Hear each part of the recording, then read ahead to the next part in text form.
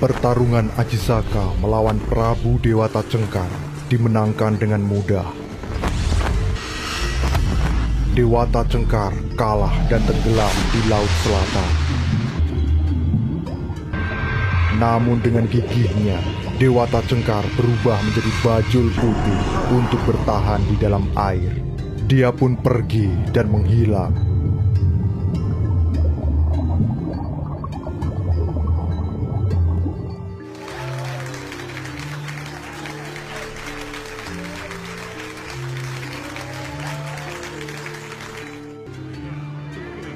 Beberapa tahun setelah kekalahan Prabu Dewata Cengkar, Medang Kamulan dipimpin oleh Prabu Ajisaka. Di bawah kepemimpinannya yang arif bijaksana dan selalu mendahulukan kepentingan rakyat,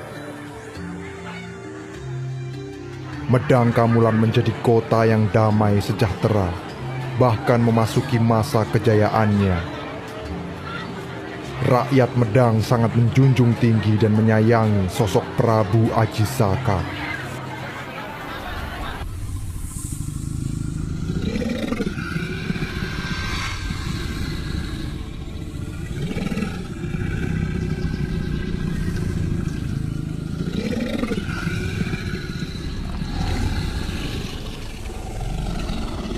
Hingga suatu hari yang cerah, tiba-tiba terjadi kegemparan di ibu kota Medang Kamulan. Hah? Apa itu? Seekor ular raksasa memasuki pemukiman warga. Apa itu? Apa itu? Tolong! Tolong! Tolong!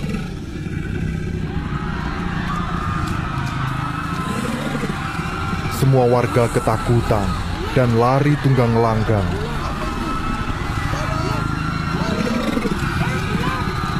Ular raksasa itu merayap menuju istana kerajaan.